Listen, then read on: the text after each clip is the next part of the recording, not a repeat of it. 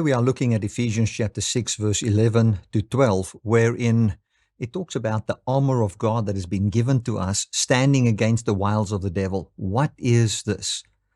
Well, I just want to quickly recap on what we said yesterday. Yesterday we said that we should be strong in the Lord and in the power of his might. Being strong in the Lord means that Jesus Christ is now the ruler over all the earth, and the power of his might is the power to conquer all forms of death. Yesterday we mentioned that the power of Rome was the cross. What I mean by the cross is that if you think of Spartacus and the rebellion that he led, is that they took his whole army, 6,000 of them, and crucified them next to the road. The power of death, the power of the cross, the fear of death is what Rome used to control the whole nation. And isn't that basically what is taking place in the world today?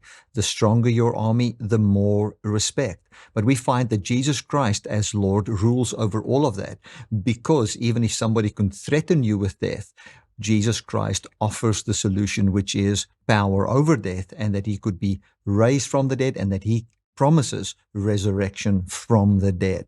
If you want more of that, go to yesterday's devotional and listen to that again. If you watch this on YouTube, you can just go to the previous message and you can go and watch that.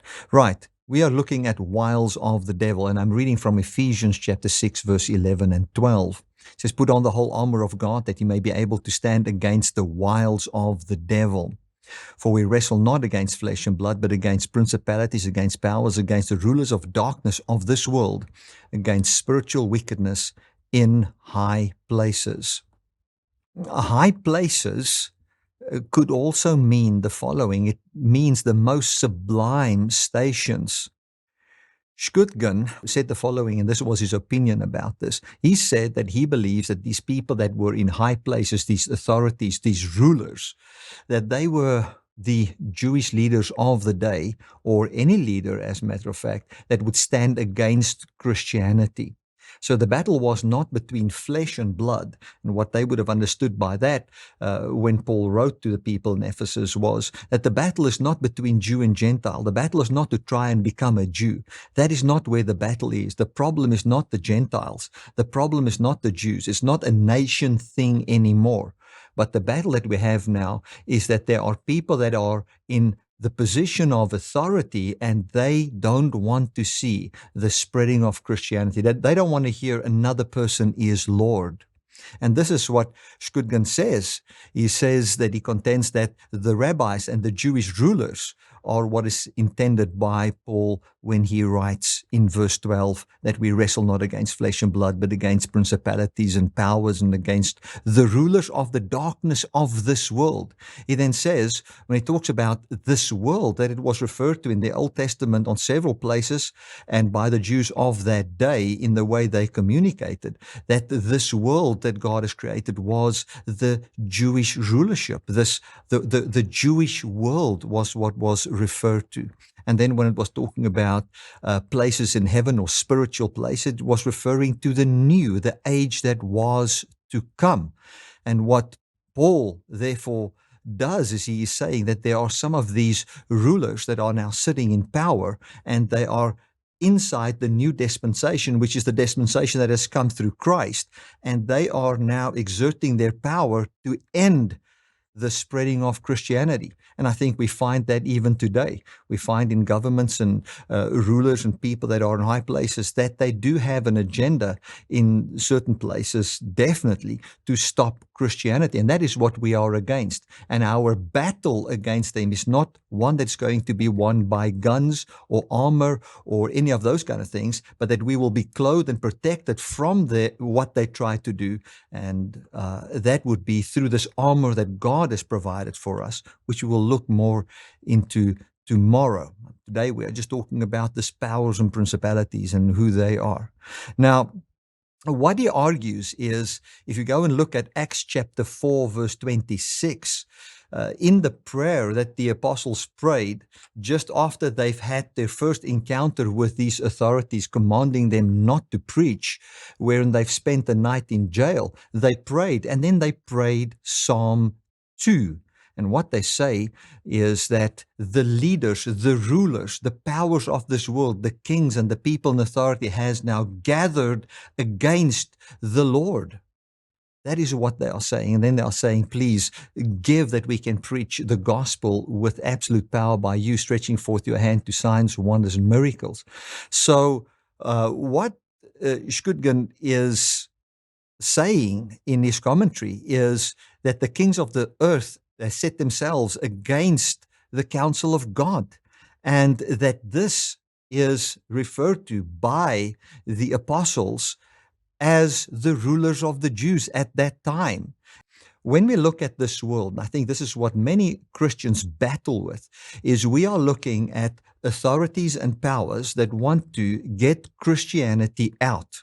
And if they want to get Christianity out, so many times the church don't clothe themselves with the armor of God, which I will talk more about tomorrow, but they arm themselves with the power of politics. And they arm themselves with anger. They arm themselves with their own ability and their own power to end that, instead of arming themselves and their families and their communities with Jesus Christ being Lord and the power of his might, instead of arming them with the breastplate of righteousness, instead of arming them with the helmet of salvation, instead of arming them with the feet of the preparation of the gospel of peace and so forth. We find that they arm them with the power of man's ability, the power of politics, the power of this world. And that doesn't protect our hearts. That brings discouragement, it brings pain, it brings hurt, it captivates our minds to a place where we cannot even live in peace, because we are now falling back on the strength of the flesh, the strength of our abilities to stand and push back against what is evil in this world. No, our battle here, Paul said, is, yes, it's not against ethnic groups and so forth, but our battle is that there are spiritual forces that are behind certain people that are in leadership positions that want to enforce a system that is anti-Jesus is over us and we bow our knee before Christ. Now, when we see that, we are not to attack the person, we are to be clothed ourselves in the armor of God, which is to know the truth. And the truth is not defined in the newspaper, that I can promise you. The truth is defined in the fact that we have true hope in the resurrection of Jesus Christ. The truth, the breastplate of righteousness, the helmet of salvation, the sword of the Spirit, and all those kind of things, that is what will keep us safe against any onslaught that is led by anything or anyone that is evil. Now, we need to understand that people that are, especially these Jewish people that were in those positions of authority that was against the church, that when they were in those positions of authorities and what they were doing was, it does not disqualify them from the love of God. It does not disqualify them from the salvation plan, because God himself knows that they are under the power of the prince of the air, that there are some very dark demonic forces that are behind what is being done. And one should never confuse the person with what is behind that person, because we must remember that there was a person that was also part of this whole system of the powers of the air, wherein they were seated in, as what Ephesians here says, powers and rulers of darkness. Paul himself was a ruler of darkness, isn't it? Because he was going around with authority from the Sanhedrin. He had authority, he had a letter, he had power to go and take the church captive. He was himself a ruler of darkness. But the people that knew the gospel after God met with Saul of Tarsus on the way to Damascus, they were clothed with the armor of God, and therefore they could go and preach and love upon him and embrace him. And so they stayed protected by the armor that God has provided for them, which is belief in the gospel and the fruit it brings forth. We'll talk more about that tomorrow. So I want to say to you, and let us read this again, that we should put on the whole armor of God, that which God provides to protect us, which is to believe that Jesus is Lord and that He has the power and the rule over death, and that death cannot conquer us, cannot conquer Him, and that the rule of life has entered into this world, and that we should stand against the wiles of the devil. The wiles of the devil is the one that would accuse God to us and would say that God cannot provide for you and that you need to do it by your own power. And this wiles that he has there is the way of Satan, which is not to put your faith in God, to put faith inside your own ability.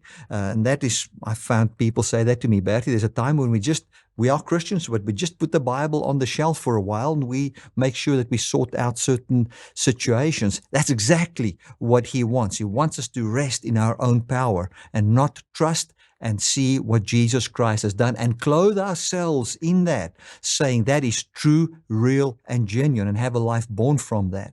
It goes on, it says that we wrestle not against flesh and blood. That is a Jew-Gentile thing. This is not a Jew-Gentile thing that this is about, but there are principalities and powers, and the idea that Paul gives here is there are some things that lurk in the dark, demons and devils, that's behind rulers of the darkness as the people of that day that was trying to oppress Christianity. Now, even if it is the case, we find that the Apostle Paul says the answer to that problem is not to investigate them, is not to stand against them, but it is to be clothed with the armor of God, which is the gospel, to continue to believe the gospel. Amen.